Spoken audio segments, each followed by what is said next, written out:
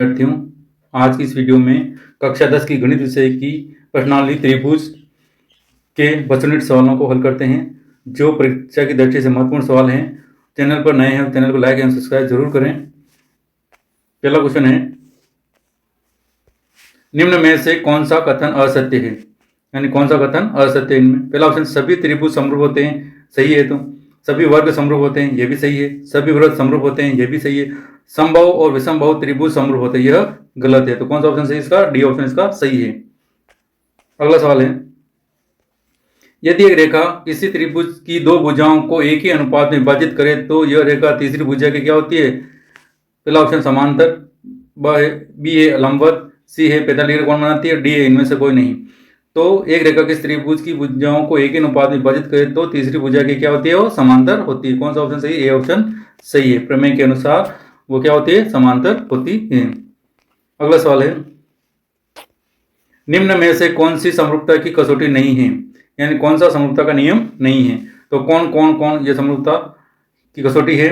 भुजा कोण भुजा ये भी है, भुजा भुजा भुजा ये भी है, और चौथा कोण फिर भुजा भुजा रहता है, ये समरूपता की कसौटी नहीं है। तो कौन सा ऑप्शन सही इसका? डी ऑप्शन इसका सही है।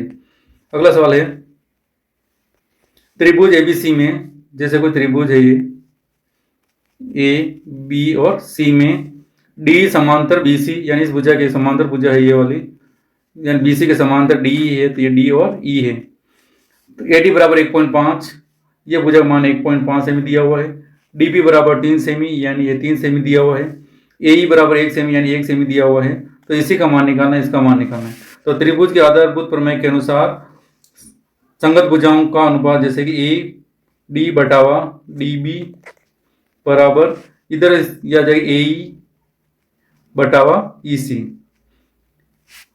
तो ए डी का मान कितना है? 1.5, और डी बी का मान कितना आ रहा है? 3, इक्वल ई सी का मान 1, और ए ई का मान 1, और इसी का मान ज्ञात करना है। तो इसी की जगह इसी लिख सकते हैं। पॉइंट हटाएंगे तो बटा कितना? 0। तो 15 से कितनी बार? एक बार, और 15 से कितनी बार? 2 बार। तो मान आ जाएगा इसी बराबर क्रॉस गुणा करने पर 2 सेमी, यानी इसी का मान कितना आएगा? 2 सेमी। तो कौन सा ऑप्शन आ रहा है? बी ऑप्शन इसका सही है। तो इसी का मान प्राप्त हो जाएगा 2 सेमी। अगला सवाल है, लंबाई 6 मीटर वाले एक ऊर्ध्वाधर स्तंभ की भूमि पर छाया की लंबाई 4 मीटर है, जबकि उसी समय एक मीनार की छाया की लंबाई 28 मीटर है। तो मीनार की ऊंचाई ज्ञात कीजिए। माना कि ये मीनार है और ये भूमि स्तर है। मान लो ये इसका इस प्रकार कौन बनाते हैं, ये मीनार बना लिए अपन ने। ये इसकी ऊंचाई निकालने तो क्या मान लेते हैं? एच मान जाते हैं, ए बी सी मान लेते हैं, ए बी और सी। इसी प्रकार उसी समय एक ऊर्ध्वाधर जो कितना 6 मीटर है, तो मान लो ये 6 मीटर का ऊर्ध्वाधर स्तंभ है, इसको डी और इसको ई मान लेते हैं। ये कितना है? 6 मीटर दिया हुआ है। उसकी छाया की लंबाई कितनी? 4 मीटर, यानी यहाँ से यहाँ तक कितना है? 4 मीटर है।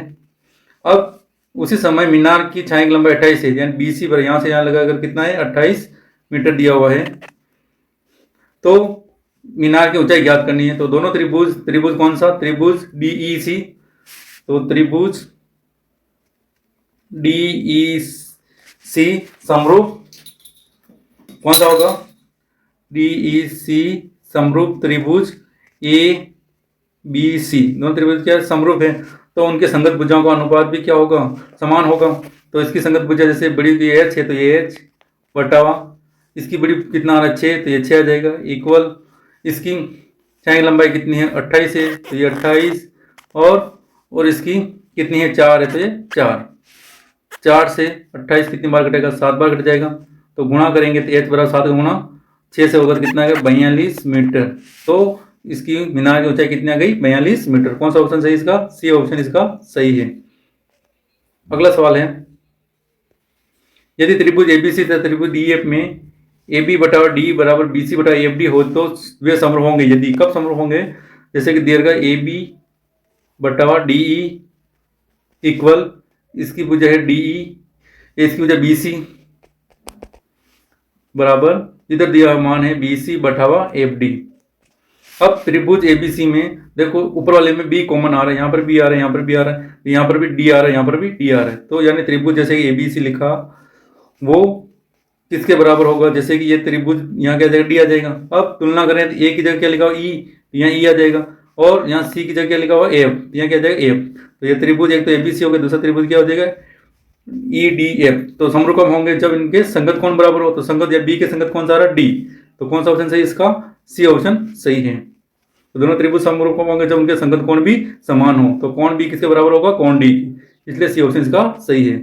अगला सवाल है त्रिभुज एबीसी में डी समांतर बीसी, अब भुजाओं का अनुपात दे रखा है, तब इसी का मान क्या होगा। वो सेम त्रिभुज यानी भुजा क्या ए डी बटा डी बी इक्वल कितना दिया है, संगत भुजा क्या होगी ए ई बटा इसकी भुजा क्या हो जाएगी ई सी। अब इसका मान तो 3/2 दिया हुआ है इक्वल ए ई का मान 2.7 दिया हुआ है और इसी ज्ञात करना, तो इसी ऐसे आ जाएगा। तो इसी का मान निकालने के लिए क्या हो जाएगा 2.7 का 2 से गुणा हो जाएगा तो कितना आएगा 5.4 और किसका भाग लग जाएगा 3 का, तो कितनी बार गया 1.8 बार। तो कौन सा ऑप्शन सही इसका बी ऑप्शन इसका सही है। ये कौन से किस हिसाब पर लिखा त्रिभुज के आधारभूत नियम के अनुसार लिखा। अगला सवाल है रिक्त स्थानों की पूर्ति कीजिए। दो आकृतियां जिनके आकार समान हो परंतु उनकी माप समान न हो कहलाती है, कौन सी कहलाती है समरूप आकृतियां कहलाती है। इसका यहाँ से स्थान के लिख देंगे समरूप।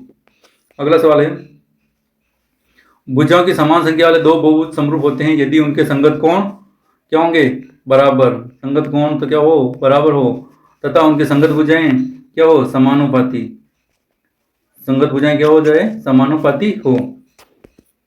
अगला सवाल है यदि त्रिभुज के दो कोण दूसरे त्रिभुज की संगत दो कोणों के समान हो तो दोनों त्रिभुज होते हैं, दोनों त्रिभुज क्या होंगे समरूप होंगे। दोनों त्रिभुज क्या होंगे दोनों कोण संगत कोण समान